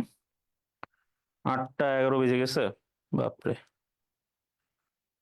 ওকে, তাহলে দেখো এখানে জিজ্ঞেস করেছে যে আশিরীয় সভ্যতার দেশ কোনটা। খুবই খুবই নর্মাল নর্মাল একটা প্রশ্ন। দেখো আশিরীয় সভ্যতা, আমরা জানি যে পৃথিবীর এই প্রাচীন সভ্যতাগুলো থেকে কিন্তু প্রশ্ন আসে, ঠিক আছে? পৃথিবীর প্রাচীন সভ্যতাগুলো থেকে প্রশ্ন আসে। আশিরীয় সভ্যতার দেশ কোনটা এটা জানতে চেয়েছে। আমরা জানি যে আশিরীয় সভ্যতা যেটা, সেটার দেশ হচ্ছে ইরাক। ইরাকে এই আশিরীয় সভ্যতা গড়ে উঠেছিল, ঠিক আছে? আশিরীয় সভ্যতা হচ্ছে মূলত এই যে আমাদের এই যে তোমার এই যে মেসোপটেমিয়া সভ্যতাগুলোর মধ্যে একটা, ঠিক আছে, আসিরিয়া সভ্যতা হচ্ছে মেসোপটেমিয়া সভ্যতাগুলোর মধ্যে একটা, আর মেসোপটেমিয়া বলতে আমরা মূলত ইরাককে বুঝি। এরপরে সুশাসন শব্দটি সর্বপ্রথম সুস্পষ্টভাবে ব্যাখ্যা করে বিশ্বব্যাংক। সুশাসন বা গুড গভর্নেন্সের ধারণাই দিয়েছে বিশ্বব্যাংক। তাহলে গুড গভর্নেন্স গুড গভর্নেন্স বা গুড গভর্নেন্স বা এই এই এই সুশাসন, এই ধারণাটি সর্বপ্রথম সুস্পষ্টভাবে ব্যাখ্যা করলেই হচ্ছে কে? বিশ্বব্যাংক বা ওয়ার্ল্ড ব্যাংক। ওকে, এরপরে মার্কিন যুক্তরাষ্ট্রের মোট, আচ্ছা এছাড়া এই কই এটা আরেকটা জিনিস বলে রাখি, সুশাসনকে বলা হয় বিশ্ব ব্যাংকের প্রেসক্রিপশন, মনে রাখবা।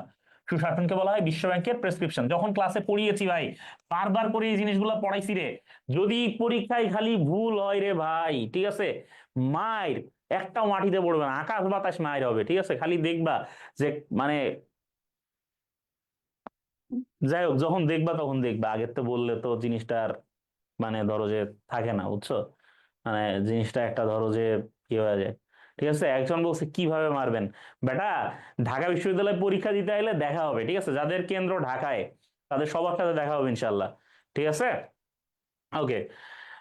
একজন কই বলেন কিভাবে মারবেন, বেটা এই বলার কিছু নাই, ঠিক আছে, ওই দিন দেখবা খালি।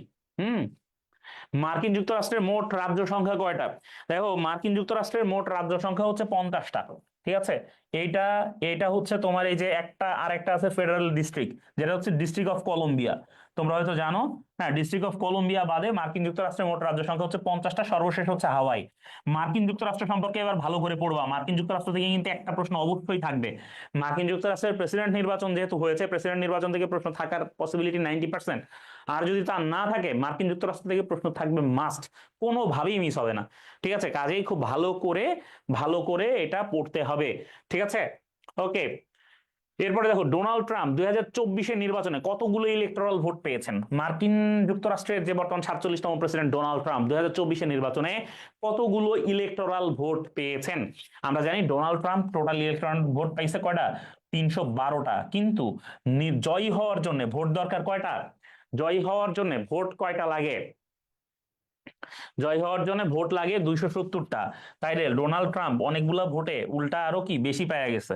ঠিক আছে, এটার কারণ হচ্ছে মার্কিন যুক্তরাষ্ট্রের সুইং স্টেট বলে একটা স্টেট আছে, মানে কিছু রাজ্য আছে যে রাজ্যগুলা মানে কে জিতবে এটা ফিক্সড এন্ড ফাইনাল থাকে না, সেই রাজ্যগুলা সবগুলা ডোনাল্ড ট্রাম্প জিতে গেছে। ঠিক আছে, ডোনাল্ড ট্রাম্প কি করেছে? জিতে গেছে। ঠিক আছে, এই জিতে যাওয়ার কারণে এই ডোনাল্ড ট্রাম্প 312টা ভোট মানে ইলেকট্রাল ভোট পাইয়া গেছে, ভাবো মানে কামটা কি করছে সে, বুঝছো? দেখো, রেমাল শব্দের অর্থ কি? রেমাল হচ্ছে একটা ঘূর্ণিঝড়ের নাম। রেমাল কি? একটা ঘূর্ণিঝড়ের নাম। প্রত্যেক বছর এই ঘূর্ণিঝড় টূর্ণিঝড় হয় এবং এই ঘূর্ণিঝড় থেকে কোনো না কোনো বিশ্ববিদ্যালয়ে প্রশ্ন আসে। এ কারণেই মূলত আমি এই ঘূর্ণিঝড় রেমাল থেকে, রেমাল শব্দের অর্থ কি এটা জানার জন্য তোমাদেরকে ভাই একটা প্রশ্ন কইরা ফেলছি। ঘূর্ণিঝড় রেমাল, রেমাল শব্দের অর্থ কি? রেমাল শব্দের অর্থ হচ্ছে sand. Very good, sand. Sand মানে কি? স্যান্ড মানে হচ্ছে বালু। ঠিক আছে, ওকে। তাহলে ঘূর্ণিঝড় রেমাল, রেমাল শব্দের অর্থ হচ্ছে বালু। ইউরোপীয় ইউনিয়নের পতাকায় 12টা তারকা চিহ্ন কি প্রকাশ করে? এই বলো, ইউরোপীয় ইউনিয়নের যে পতাকা আছে, ইউরোপীয় ইউনিয়নের পতাকায় যে 12টা তারকা চিহ্ন থাকে, এই 12টা তারকা চিহ্ন কি প্রকাশ করে? ইউরোপীয় ইউনিয়নের পতাকায় যে 12টা তারকা চিহ্ন থাকে, সেই 12টা তারকা চিহ্ন কি প্রকাশ করে?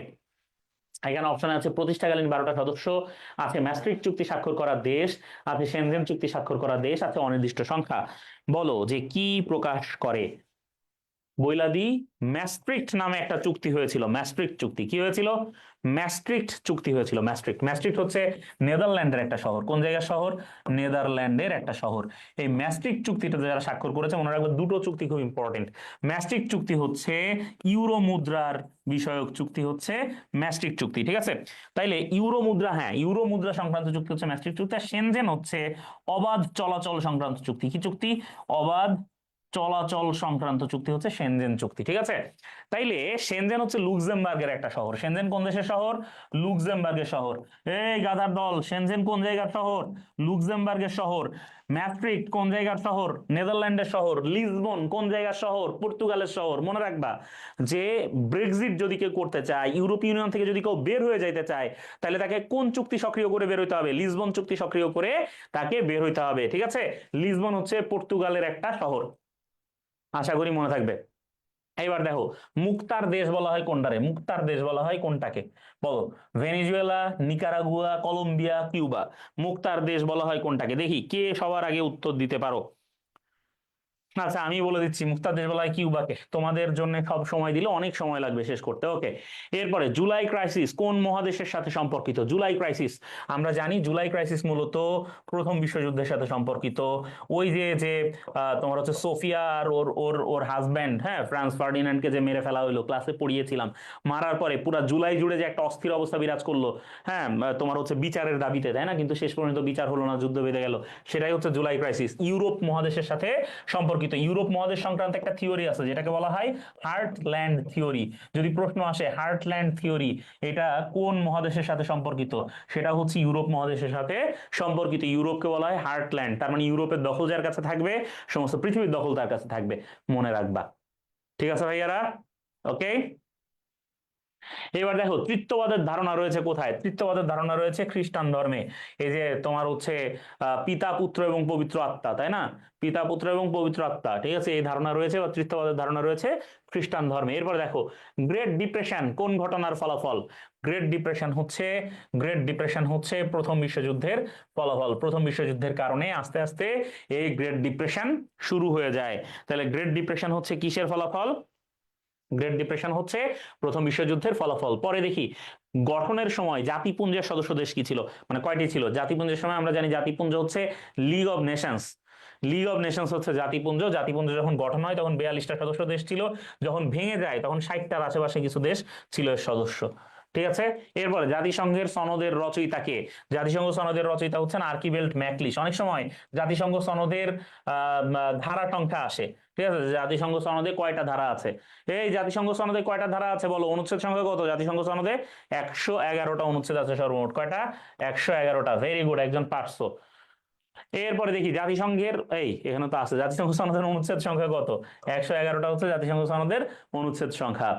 এরপর আমরা দেখি জাতিসংঘের কোন মহাসচিব পদত্যাগ করেন? একমাত্র পদত্যাগকারী মহাসচিব কে বলো? জাতিসংঘের কোন মহাসচিব পদত্যাগ করেছিলেন? ট্রিগ ভেই লাই। ট্রিগ ভ্যালি হচ্ছে পদত্যাগ করেছিলেন। একমাত্র পদত্যাগকারী মহাসচিব হচ্ছে ট্রিগ ভেলাই। 2028 সালে নাসা শনি গ্রহের টাইটান উপগ্রহে পাঠাতে যাওয়া পারমাণবিক শক্তি চালিত হেলিকপ্টারের নাম কি? 2028 সালে নাসা শনি গ্রহের টাইটান উপগ্রহে একটা পারমাণবিক শক্তি চালিত হেলিকপ্টার পাঠানোর একটা প্ল্যান করেছে, সেই হেলিকপ্টারটার নাম কি হবে? মহাকাশ থেকে প্রশ্ন আসে, মনে রাখবা ড্রাগন ফ্লাই হবে। কি নাম হবে? ড্রাগন ফ্লাই হবে সেই হেলিকপ্টারটার নাম। ওকে, খালিস্তান। খালিস্তান মানেই হচ্ছে কি? খালিস্তান মানেই হচ্ছে পাঞ্জাব। ওয়ারিশ পাঞ্জাবদি, ঠিক আছে, ওয়ারিশ পাঞ্জাবদি নামে একটা দল আছে, সেই দল খালিস্তান নামক রাষ্ট্র গঠনের দাবিতে আন্দোলন করছে। ওয়ারিশ পাঞ্জাবদি, ঠিক আছে। এই ভদ্রলোক তারা হচ্ছে তোমার এই যে দেখবা যে ত্রিশূল টাইপের একটা ছবি, যেটা ওই জো বলে সোনিয়াল সস্ত্রিয়াকাল বলে যে ঝাঁপ দিয়া পড়ে না তলোয়ার নিয়া, এরা হচ্ছে শিখ, হ্যাঁ, সর্দারজি, এবং এই সর্দারজিরা হচ্ছে তোমার এই খালিস্তান নামক রাষ্ট্র গঠনের দাবিতে আন্দোলন করতেছে।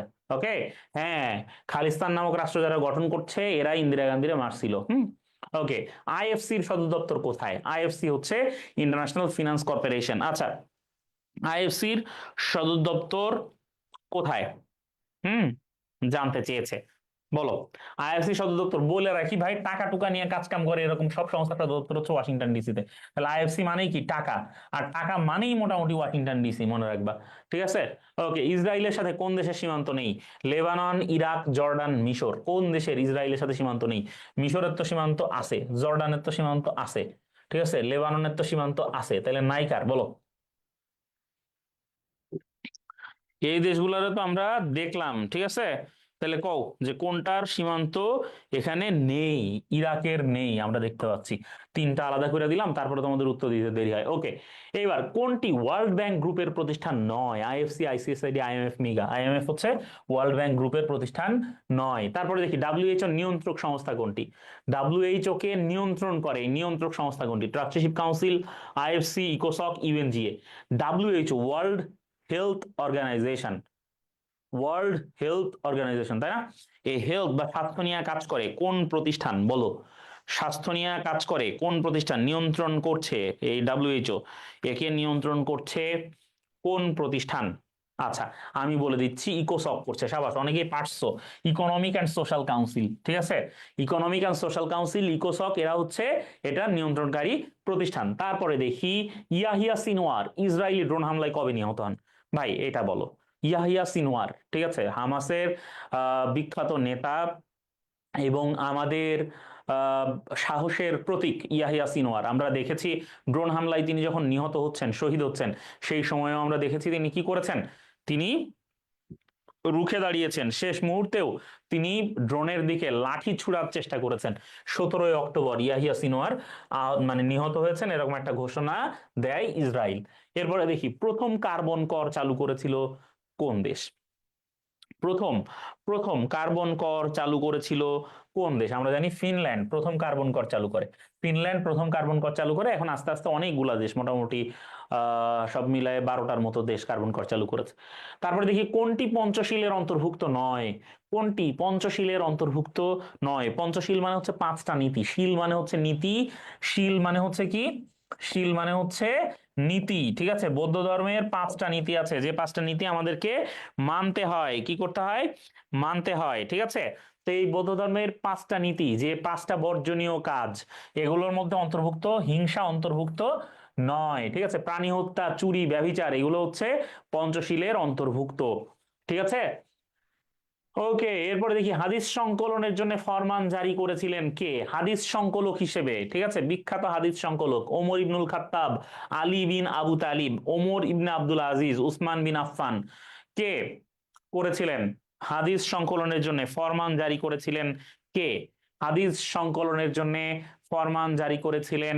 ওমর ইবনে আব্দুল আজিজ, যাকে রাশিদুনদের পরে দ্য ফিফথ ক্যালিফ বলা হয়, পঞ্চম খলিফা বলা হয় ইসলামের, ওমর ইবনে আব্দুল আজিজ, তাই না? ওমর ইবনুল খাত্তাবের পরে, মানে আলী রাদিয়াল্লাহু তাআলা আনহুর পরে তো রাশিদুনদের সমাপ্তি হয়েছে, 4 খলিফার সমাপ্তি হয়েছে, বাট ওমর ইবনে আব্দুল আজিজকে বলা হয় ইসলামের পঞ্চম খলিফা। হ্যাঁ, ওকে। জিনজিয়াং প্রদেশের রাজধানীর নাম হচ্ছে উরুমচি। উরুমচি জিনজিয়াং প্রদেশে উইঘুর নামে যে মুসলমানরা আছে, এই উইঘুর মুসলমানদের বসবাস। উইঘুরদের যিনি নেত্রী, তার নাম হচ্ছে রাবেয়া কাদ্রি। হ্যাঁ, রাবেয়া কাদ্রি হচ্ছেন উইঘুরদের নেত্রী, রাবেয়া কাদ্রি, এবং উরুমচি হচ্ছে জিনজিয়াং প্রদেশের রাজধানী। ওকে, সাম্প্রতিক সময়ে দানবিক বাহু বা চপস্টিক দিয়ে ধরে ফেলা স্টারশিপ রকেট কোন কোম্পানির উদ্ভাবিত? এটা সবাই পারে, এটা স্পেস এক্স এর উদ্ভাবিত।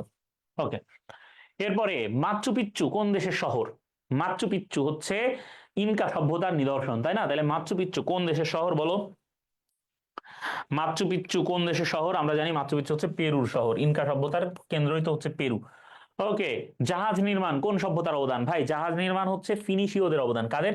ফিনিশীয়দের অবদান। মনে রাখবা, ফিনিশীয়রা জাহাজ নির্মাণ এবং সমুদ্র ভ্রমণে বিশেষ অবদান রেখেছে, ঠিক আছে। এরা জাহাজ নির্মাণ করছে এবং এই জাহাজ যেন পথ দেখে চলতে পারে, এই জন্য এরা ফিনিশিয়ান স্টার বা ধ্রুব তারা, এরাই কিন্তু প্রথম আমায় প্রশ্ন করে নীল ধ্রুব তারা আর কত কাল আমি রব দিশেহারা, এই এই ধ্রুব তারা, এটা কিন্তু এই ফিনিশীয়রাই এটা উদ্ভাবন করেছে। ধ্রুব তারাকে বলা হয় ফিনিশিয়ান স্টার। কি বলা হয়?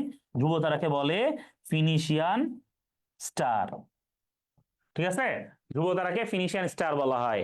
ভাই কঠিন অবস্থা, ঠিক আছে। জাহাজ নির্মাণ ফিনিশীয় সভ্যতার অবদান।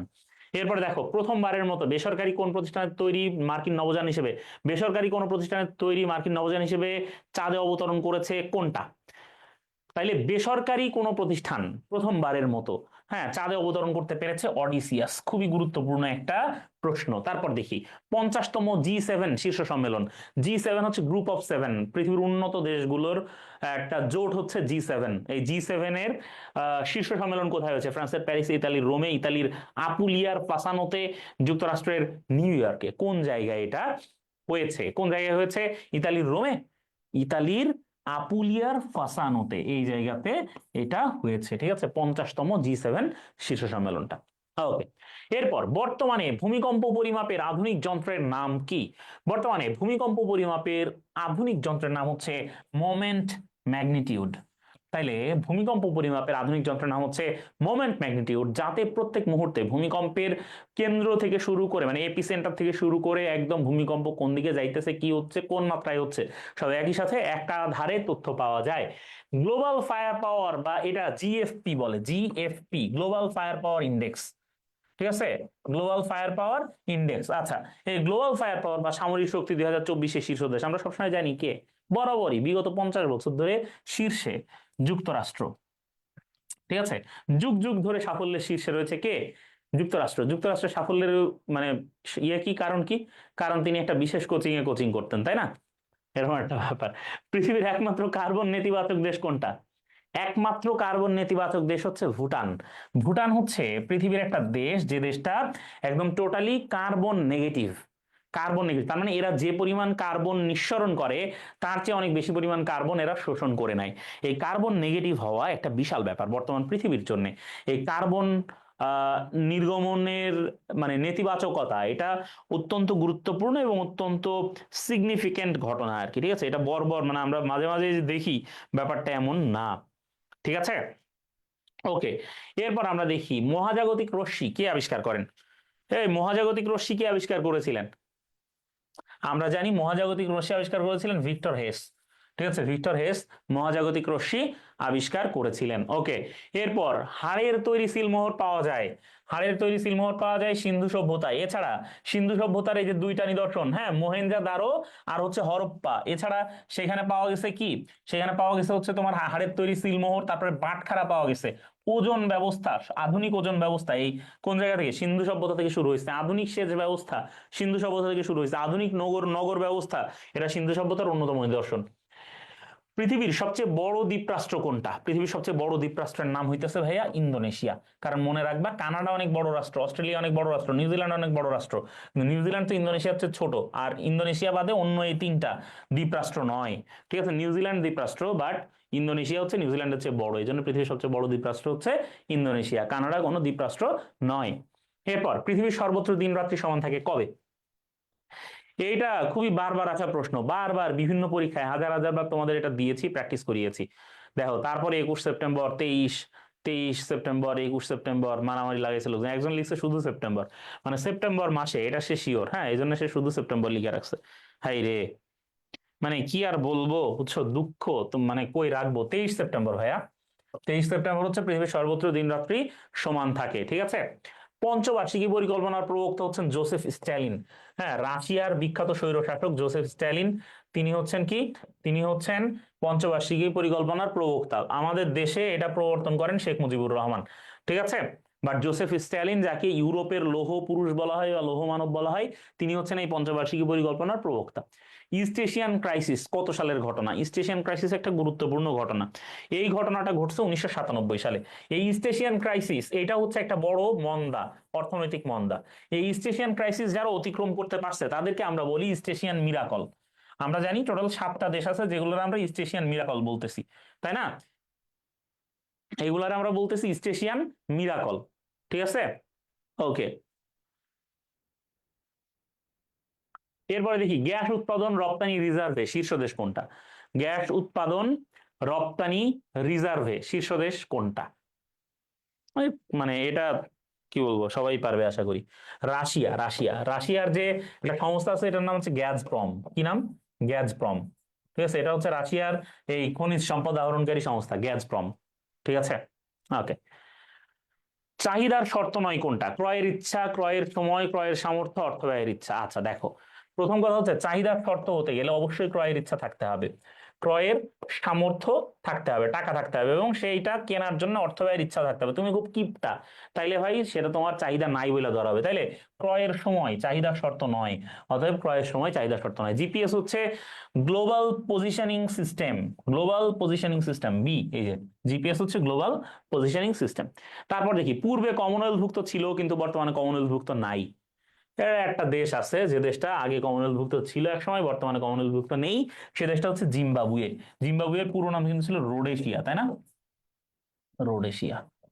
আচ্ছা, এরপর দেখি ব্লুটুথের উদ্ভাবক কোম্পানি, ব্লুটুথের উদ্ভাবক কোম্পানির নাম কি।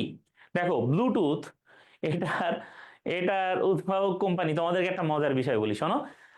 ব্লুটুথ ছিলেন একজন রাজা, ঠিক আছে, সরি, হ্যাঁ, ব্লুটুথ ছিলেন একজন রাজা যার নাম হচ্ছে হ্যারোল্ড, কিং হ্যারোল্ড ব্লুটুথ। ঠিক আছে, তাইলে ব্লুটুথ হচ্ছেন একজন রাজা যিনি হচ্ছেন হ্যাঁ, কিং হ্যারল্ড ব্লুটুথ তিনি মূলত ডেনমার্কের রাজা ছিলেন। ঠিক আছে, তোমরা যদি দেখো ওই যে ভাইকিং সিরিয়াল দেখো, ভাইকিংস, তাইলে এই ভাইকিংস সিরিয়ালে এটা দেখানো হয়েছে। এখন দেখো এই ডেনমার্ক বা হচ্ছে এই যে তোমার এই যে নরওয়ে, এইখানে যারা থাকে দেখবা এদের প্রত্যেকের নামের শেষে থাকে সন। হ্যাঁ, যেমন ধরো, তার মানে তার, ধরো যে তুমি হচ্ছ কি, এই এরিকসন, এরিকসন মানে হচ্ছে এরিকের ছেলে। এরিকসন মানে কি, এরিকসন মানে হচ্ছে এরিকের ছেলে। ঠিক আছে, তাইলে এইখানে এই মূলত ভাইকিংরা বানাইছে একটা কোম্পানি, সেই কোম্পানির নাম হচ্ছে এরিকসন, এবং এই এরিকসন কোম্পানি বানাইছে হচ্ছে ব্লুটুথ। ঠিক আছে, তো তারা নাম দিছে তাদের রাজা, হ্যাঁ, কিং হ্যারল্ড ব্লুটুথ, তার নামে হচ্ছে এই ব্লুটুথ নাম তারা দিছে। এরপরে দেখি দক্ষিণ চীন সাগরে চীনের প্রভাব মোকাবেলার জন্য একটা জোট বানাইছে, সে জোটের নাম হচ্ছে এই যে ইউকে ইউএস, মানে হচ্ছে অস্ট্রেলিয়া, ইউকে আর ইউএস। ইউকে হচ্ছে ইউনাইটেড কিংডম, আর ইউএস তো ইউএসএ। ঠিক আছে, এই তিনটা দেশের অকাস, আউকুস। ঠিক আছে, এটা হচ্ছে দক্ষিণ চীন সাগরে চীনের প্রভাব মোকাবেলার জন্য জোট। ঠিক আছে ভাইয়ারা, ওকে। এরপর দেখো ওয়াইফাই এর জনক কে? ওয়াইফাই, ওয়্যারলেস ফিডেলিটি, তাই না? ওয়্যারলেস ফিডেলিটি, এইটার জনক কে? ওয়্যারলেস ফিডেলিটির জনক কে? দেখি এটা তোমরা উত্তর দিতে পারো কিনা। আচ্ছা, বেশিরভাগই পারে নাই। হ্যাঁ, ভিক্টর ভিক হেস। ঠিক আছে, এটা হচ্ছে ওয়াইফাই এর জনক। এরপর দেখি এশিয়ার প্রথম সাহিত্যে নোবেল পাওয়া নারীর নাম কি? এশিয়ার প্রথম সাহিত্যে নোবেল পাওয়া নারীর নাম কি? এশিয়ার প্রথম সাহিত্যে নোবেল পাওয়া নারীর নাম কি? হ্যান কাং। এবার 2024-এ তিনি নোবেল পেয়েছেন। ঠিক আছে, হ্যান কাং তিনি হচ্ছেন এশিয়ার প্রথম সাহিত্য নোবেল। খুবই ইম্পর্টেন্ট ভাই এই প্রশ্নটা, এবার মনে রাখবা, খুব খুব খুব গুরুত্বপূর্ণ। ঠিক আছে, জাপানের হিরোশিমা নাগাসাকিতে আণবিক বোমার আঘাতে প্রাণে বেঁচে যাওয়া ভুক্তভোগীদের সংগঠন হচ্ছে নিহন হিদানকায়ো।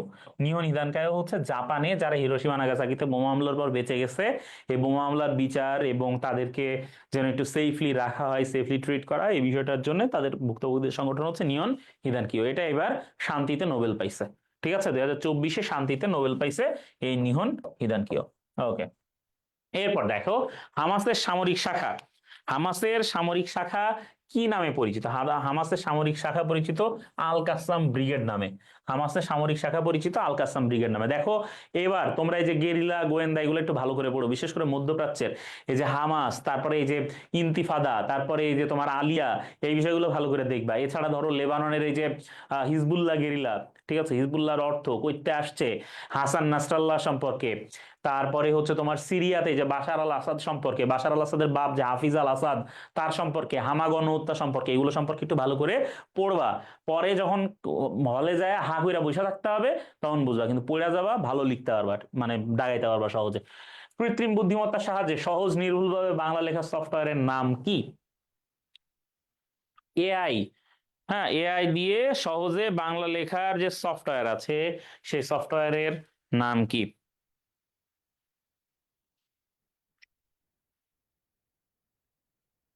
নির্ভুল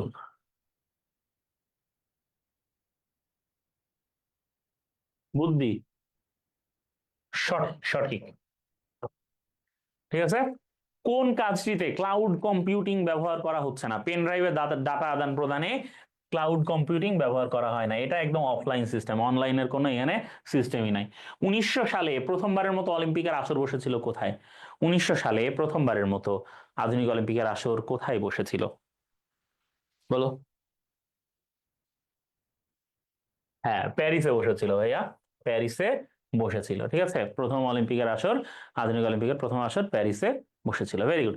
এরপর ইসরায়েলের হামাসের সামরিক অভিযান, ইসরায়েলে হামাসের যে সামরিক অভিযানের নাম সেটা ছিল অপারেশন আলাক্সা ফ্লাড। অপারেশন আলাক্সা ফ্লাড, আর এই অপারেশন আলাক্সা ফ্লাডের অবশেষে এখন এসে ওইটার আফটার ম্যাথ শেষ হইলো, অবশেষে এসে গাজায় বোমা হামলা বন্ধ করতেছে বা সেনা অভিযান বন্ধ করতেছে ইসরায়েল। এতদিন পরে এসে হাজার হাজার মানুষ, এর মধ্যে ফিলিস্তিনের নিরীহ মানুষগুলো মারা গেছে। চিংড়ি চাষের বৈজ্ঞানিক নাম হচ্ছে প্রন কালচার। প্রন কালচার হচ্ছে চিংড়ি চাষের বৈজ্ঞানিক নাম। এরপরে 2034 সালে বিশ্বকাপ ফুটবল আয়োজন করবে কোন দেশ? 2034 সালে বিশ্বকাপ ফুটবল আয়োজন করবে সৌদি আরব।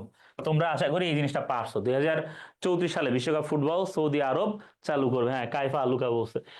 মানব ক্লোনিং নিষিদ্ধকারী সংগঠন হচ্ছে ভাই ইউনেস্কো। ইউনেস্কো হচ্ছে মানব ক্লোনিং নিষিদ্ধকারী সংগঠন। তারপর আমরা দেখি রেল ইঞ্জিন কে আবিষ্কার করেছেন। রেল ইঞ্জিন আবিষ্কার করেছেন কে? রেল ইঞ্জিন আবিষ্কার করেছেন স্টিফেনসন। আর বাষ্পীয় ইঞ্জিন আবিষ্কার করেছেন জেমস ওয়াট, মনে রাখবা। জেমস ওয়াট আবিষ্কার করেছেন বাষ্পীয় ইঞ্জিন, আর স্টিফেনসন আবিষ্কার করেছেন রেল ইঞ্জিন। 2030 সালের ফুটবল বিশ্বকাপ আয়োজন করতে চলেছে কয়টা দেশ বলো? 2030 সালের বিশ্বকাপ ফুটবল, হ্যাঁ দেখি এটা কে সবার আগে উত্তর দিতে পারো, দেখবো। হুম, 3 মহাদেশের 6টা দেশ, হ্যাঁ 3 মহাদেশের 6টা দেশ, 2 মহাদেশের 6টা দেশ না রে ভাই, 3 মহাদেশের 6টা দেশ। ওকে, কৃত্রিম বুদ্ধিমত্তা কোন প্রজন্মের বৈশিষ্ট্য? এইগুলা একদম বেসিক প্রশ্ন আইসিটির। কৃত্রিম বুদ্ধিমত্তা কোন প্রজন্মের বৈশিষ্ট্য? একদম বেসিক প্রশ্ন, পঞ্চম প্রজন্ম, হ্যাঁ 5th জেনারেশনের বৈশিষ্ট্য হচ্ছে কৃত্রিম বুদ্ধিমত্তা। এরপর এক সেট পূর্ণাঙ্গ জিনকে কি বলা হয়? এক সেট পূর্ণাঙ্গ জিনকে কি বলা হয়? জিনোম বলা হয়। এই জিনোম সিকোয়েন্স যদি আবিষ্কার কেউ করতে পারে, জিনোম সিকোয়েন্স, তাহলে ইচ্ছা মতো ওই জীবের বৈশিষ্ট্যকে ইচ্ছা মতো মডিফাই করা যায়। এই জন্যে আমরা জানি পাট, পেঁপে, রবার, পাট, পেঁপে, রবার এবং ছত্রাক, এগুলোর জীবন রহস্য উন্মোচন করেছেন মাকসুদুল আলম। হ্যাঁ, গবেষণা দলের নাম হচ্ছে স্বপ্নযাত্রা। মাকসুদুল আলমের গবেষণা দলের নাম হচ্ছে স্বপ্নযাত্রা। তাইলে যে পাট, পেঁপে, রবার, এগুলোর জীবন রহস্য বা জিনোম সিকোয়েন্স আবিষ্কার করেছেন কে? মাকসুদুল আলম। স্বপ্নযাত্রা হচ্ছে তার গবেষণা দলের নাম। এরপরে দেখি এইচটিএমএল এর জনক কে? হ্যাঁ, আইসিটির একেবারে বেসিক প্রশ্ন এগুলা দিয়েছি, আইসিটির একদম বেসিক প্রশ্ন এগুলা দিয়েছি ভাই। এইচটিএমএল এর জনক কে বলো? এইচটিএমএল এর জনক হচ্ছেন টিম বার্নার্স লি।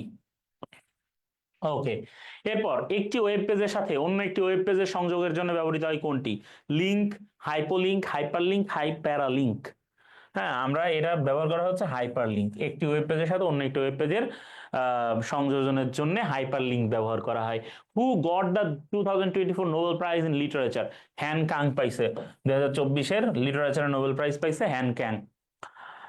ওকে, সম্প্রতি বাংলাদেশের হয়ে খেলার জন্য ফিফার ছাড়পত্র পান কোন ফুটবলার? একদম রিসেন্টলি পাইছে, একদম রিসেন্টলি পাইছে, ঠিক আছে। কোন ফুটবলার? এর আগে পাইছিল একজন, ঠিক আছে, এখন পাইছে আরেকজন, নাম কি? হামজা চৌধুরী। হামজা চৌধুরী বাংলাদেশের হয়ে খেলার জন্য ফিফার ছাড়পত্র পাইছে। আচ্ছা, এরপরে ফিফা 2024 সালের বর্ষসেরা পুরুষ খেলোয়াড় কে নির্বাচিত হন? ফিফার 2024 সালের সেরা সেরা বর্ষ সেরা পুরুষ ফুটবলার, ফিফার 2024 সালের সেরা বর্ষসেরা ফুটবলার কে হইছে? হ্যাঁ, এখন পছন্দ হইতেছে না, এক একজন উল্টা পাল্টা কয়, ঠিক আছে। শোনো, এটা হচ্ছে ভিনিসিয়াস জুনিয়র, ঠিক আছে, ভিনিসিয়াস জুনিয়র এই 2024 সালের ফিফার বর্ষসেরা ফুটবলার মানে নির্বাচিত হয়েছে, ঠিক আছে। এখন ভিনিসিয়াস জুনিয়র কতটুকু ডিজার্ভিং, কি বিষয়, সেটা নিয়ে আমরা পরে কথা বলতে পারবো। কিন্তু তার আগে ভাইয়া, তার আগে তোমরা মনে রাখবা যে দেখো, ভিনিসিয়াস জুনিয়র অভিনয় করুক যাই করুক, ঠিক আছে, সে যা খেলছে তার কিন্তু একটা জীবন জিন্দেগি একটা ধরো কাজ হয়েছে আর কি, ঠিক আছে। কিন্তু তোমাদের কি হবে ভাই? এ প্রসঙ্গে কবি একটা কারণ ভাই মেসি নাই অপশনে ভাই, তো থাকবে কিভাবে বলেন? আপনি করছেন না, আমি প্রশ্ন করলে কি ভাই, সে মেসি এবার তো নাই অপশনে, 4-5-এর মধ্যে নাই। মেসি বুড়ো হয়ে গেছে ভাই, ঠিক আছে। ওকে, সাধারণ জ্ঞানে আপনি যেরকম মেসি ভাই, ফুটবলও মেসি সেরকম। তো এখন কি তাইলে বিষয়? বিষয় হচ্ছে দেখো, এই যে তোমরা যারা আছো ভাই, ঠিক আছে, তোমরা মনে রাখবা যে বিশ্ববিদ্যালয় ভর্তি পরীক্ষায়, হ্যাঁ, ভালো যদি করতে চাও তাহলে এই কয়টা দিনের খুব গুরুত্ব আছে। এই কয়টা দিনকে তোমরা একটু ভালো মতো কাজে লাগাবা। এই ভালো মতো কাজে লাগানোর স্টাইলটা কি কি হবে? খাওয়া এবং ঘুমানোর সময় ছাড়া বাদ বাকি সময়গুলোতে রিভাইজ দিবা, প্রচুর পরিমাণে প্রশ্ন সমাধান করার চেষ্টা করবা, ঠিক আছে। এমসিকিউ পরীক্ষা দেওয়ার চেষ্টা করবা। এমসিকিউ আমরা তোমাদেরকে যে ওএমআর বুক দিয়েছি, সেই ওএমআর বুকে তোমরা একটু প্রশ্ন দেখে দেখে ওএমআর বুকে প্র্যাকটিস করবা। আর যখন রোল নাম্বার পাবা, তারপরে রোল নাম্বারটাও একটু এখানে পূরণ করার চেষ্টা করবা, ঠিক আছে। এতে তোমাদের বৃত্ত ভরাট করার একটা দক্ষতা তোমাদের মধ্যে তৈরি হবে, আর এটা তোমাদের জন্য খুবই গুরুত্বপূর্ণ, অত্যন্ত জরুরি। পরীক্ষার হলে গিয়ে তুমি যদি বুঝতে পারো যে প্রশ্ন সহজ হলো না কঠিন হলো, প্রশ্ন সহজ হয়েছে না কঠিন হয়েছে, এটা বুঝতে পারা মাত্র তোমার মোটামুটি 50%, মানে যে এটা ধরতে পারবে সে 50% সফল হয়ে গেল। যে প্রশ্ন সহজ প্রশ্ন নাকি কঠিন প্রশ্ন, এটা ধরতে পারলেই মোটামুটি তার 50% কাজ শেষ। কারণ এতে সে আসলে কতটুকু উত্তর করা দরকার, সে বাদ দিবে কি না দিবে, কি করবে, এই বিষয়গুলো তার সামনে পরিষ্কার হয়ে যাবে। কাজেই একজন একটা একজন ভালো ছাত্র বা ভালো শিক্ষার্থী যে কিনা ভালো করবে পরীক্ষায়, সে সবার আগে এটা ফাইন্ড আউট করবে যে তার আসলে কি অবস্থা, বা সে মানে কতটুকু সে ভালো করতে পারবে। হ্যাঁ, এটা বোঝার জন্য সে সবার আগে প্রশ্ন কেমন হলো এটা সে বুঝতে পারবে। ঠিক আছে, এটা জরুরি, তোমরা সবাই হ্যাঁ এইটা ভালো মতো একটু বুঝবা। আর মনে রাখো, পরীক্ষায় সব প্রশ্ন দাগানোর জন্য আসে না, তুমি সব প্রশ্ন দাগাতে পারবা না।